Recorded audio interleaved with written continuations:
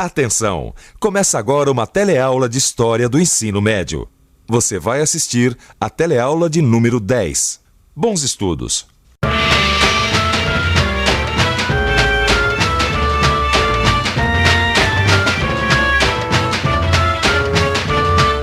Desemprego altíssimo, milhares de lavradores sem terra, enorme desigualdade social e má distribuição de renda. Você sabe de onde é essa história? Essa história é do final da República em Roma e um dos temas dessa teleaula. Nessa teleaula, você vai ver a crise da República Romana e o surgimento do Império. Vai também conhecer a grandeza e decadência da civilização de Roma.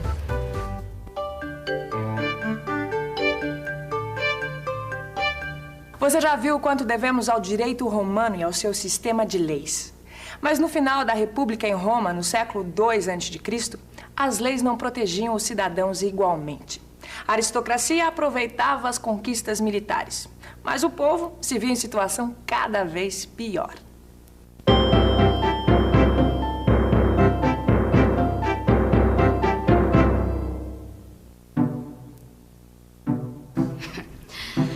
Colega nova. E colega o quê? Ué, não tá desempregado que nem a gente? Tô perdido. Tá. Tive que vender minhas terras para pagar umas dívidas e agora... Agora virou um colega desse monte de desempregado e mendigo de Roma. Mas se pelo menos o Partido Popular fizesse alguma coisa pela gente. Mas não, o Partido Senatorial manda em tudo. Os ricos estão cada vez mais ricos. Ai, calma, colega, olha só. Os políticos, dão o pão.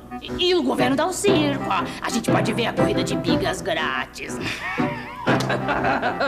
Acabar assim, pão e circo. O que é você agora, meu?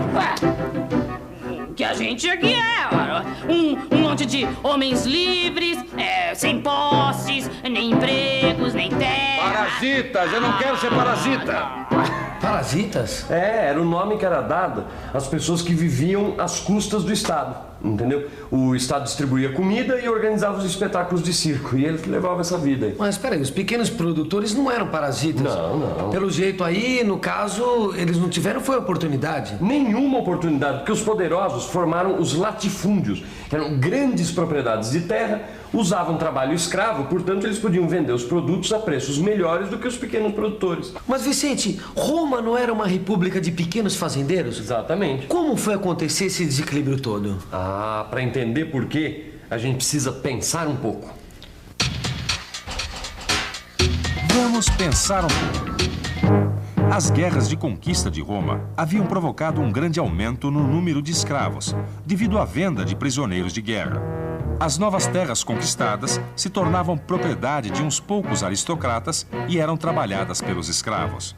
Sem gastar com mão de obra, esses proprietários podiam produzir e vender seus produtos por um preço menor. Sem poder competir, os pequenos proprietários, os lavradores e os operários perderam suas terras e ocupações. O resultado dessas mudanças em Roma foi uma luta de classes. De um lado, a aristocracia rica, no Partido Senatorial. Do outro, os miseráveis, no Partido Popular. Os senadores trabalhavam para manter os privilégios dos ricos, mas tiveram que enfrentar os irmãos Graco. Tibério Graco se elegeu tribuno defendendo uma reforma agrária.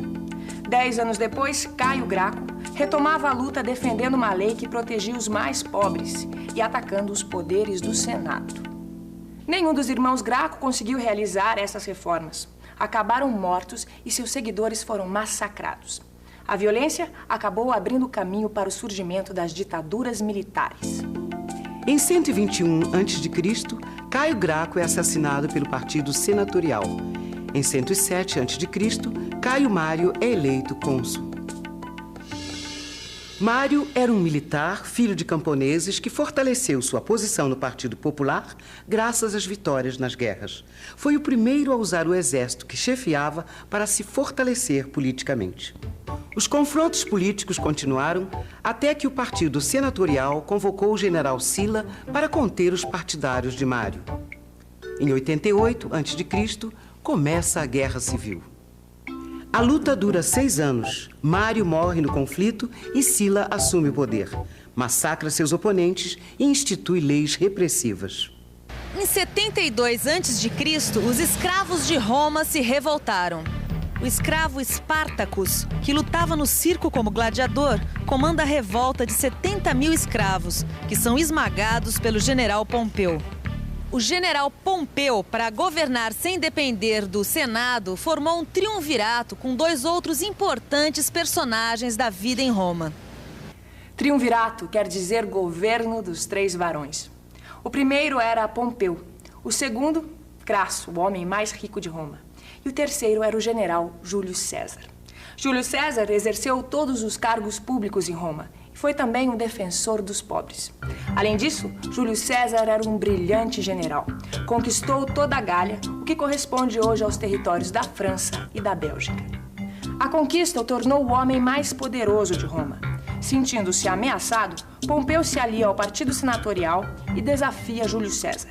Era a Segunda Guerra Civil. Em 48 a.C., os exércitos de Pompeu e Júlio César têm o confronto final na Tessália. Júlio César vence, persegue Pompeu até o Egito, lá encontra Cleópatra. Cleópatra, a rainha do Egito, torna-se amante de Júlio César. Ao voltar a Roma, ele torna-se ditador perpétuo. Júlio César abre a participação no Senado para representantes das províncias, reparte terras, funda colônias, realiza obras públicas e reorganiza a administração. E institui uma coisa que usamos até hoje. Oi, você sabe de onde veio o nosso calendário de 365 dias e um ano bissexto a cada 4 anos? Veio dos romanos. Se não me engano, do calendário juliano. Nosso calendário é uma herança de Júlio César. Ele o instituiu e por isso é chamado de calendário juliano.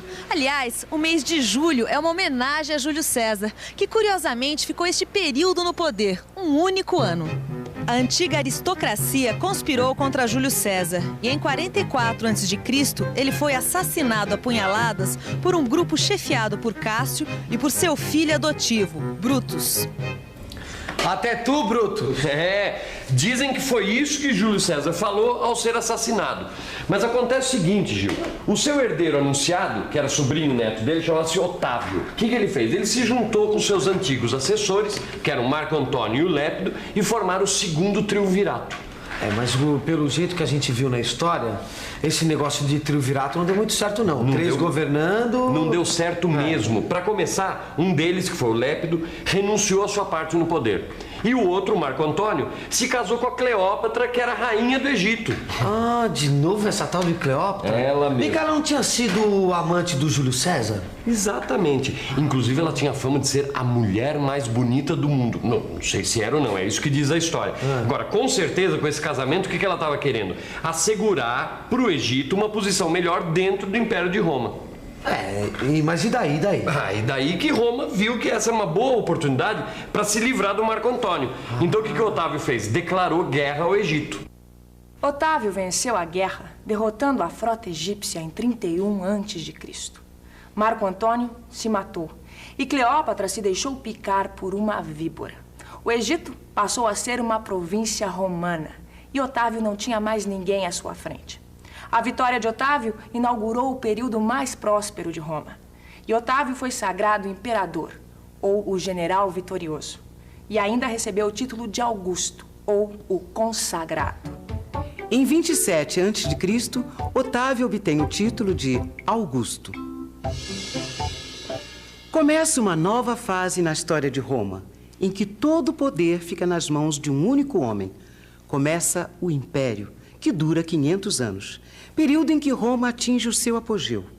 As conquistas territoriais atingem o máximo. A literatura tem criações geniais de Horácio, Virgílio e Ovídio. Sêneca se destaca na filosofia.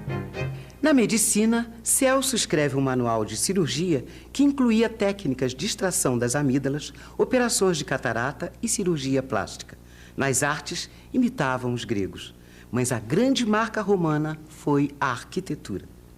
Olha, Vicente, olha como era a cidade antigamente. Se bem que os cristãos não deviam gostar muito de Roma Imperial, hein? Bom, também do jeito que eles eram perseguidos, não podiam gostar mesmo, né? Sabe o que eu acho estranho, Vicente? É o seguinte, os romanos, eles tinham uma tradição de serem respeitadores das religiões. Por que perseguiram justamente os cristãos? Olha, Gil, o cristianismo chegou em Roma mais ou menos uns 30 anos depois da morte de Cristo. Né? E durante algum tempo, os cristãos tinham que usar as catacumbas, ó, que nós estamos vendo aqui, para se encontrarem, porque eles eram perseguidos por alguns imperadores. Os cristãos eram perseguidos porque se recusavam a adorar o imperador, a participar das solenidades e a prestar serviço militar. E eles chegaram a ser jogados às feras no Coliseu como diversão pública, não Exatamente. Não é isso?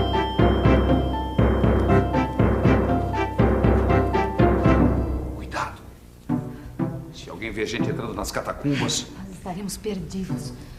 Tudo que acontece de ruim em Roma culpam a gente. Até de incendiar a cidade nós já fomos acusados. O pior é que a nossa reunião hoje será menor. Sabe que ontem pegaram vários dos nossos. Ok, e agora?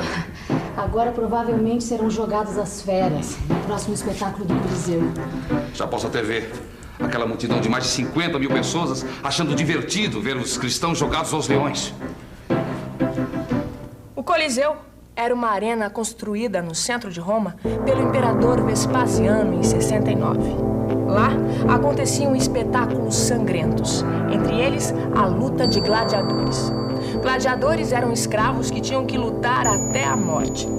Mas, para outros habitantes do Império Romano, a vida podia ser bem mais amena. Uma cidade dessa época foi preservada quase que inteiramente. Querido amigo, eu estou em Pompeia. É como se eu tivesse entrado no túnel do tempo. Tempo que parou no ano 79, quando a erupção do vulcão Vesúvio preservou a vida como ela era, numa cidade próspera do Império Romano. O mercado, os cartazes dos candidatos às eleições, os mosaicos das casas dos ricos, as ruas calçadas, as termas. Que cenário! O Império Romano também teve outras características. O escritor romano Petrônio retratou o desregramento da sociedade no Império com a obra Satiricon. Prostituição, clientelismo, ostentação e luxo em demasia dos ricos marcaram a vida social em Roma. Em 235, a anarquia militar marca o início da decadência do Império, que acontece depois de 200 anos de paz, a chamada Pax Romana. Pouco tempo depois do imperador Diocleciano ter implantado um regime absolutista nos moldes orientais. Anarquia militar, guerras, miséria, burocracia, uma corte de parasitas, crise no comércio e na indústria, a peste trazida pelos soldados que voltavam do Oriente, ameaça de invasões de tribos bárbaras. A insegurança leva os romanos a darem atenção aos que pregavam a salvação pessoal. E o cristianismo acaba por triunfar. Em 313, o imperador Constantino dá liberdade ao culto cristão. Em 330, o cristianismo torna-se religião oficial.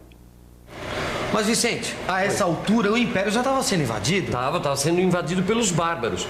Tinham tribos asiáticas como os hunos e germânicas como os visigodos, os vândalos, que já estavam invadindo e saqueando o Império. E foi aí que o Império Romano do Ocidente desmoronou. Em 476, um chefe bárbaro se proclama rei de Roma. O fim da glória romana é devido em parte ao imperialismo, ao custo de manter uma máquina militar tão grande, à corrupção política e ao desmantelamento do comércio.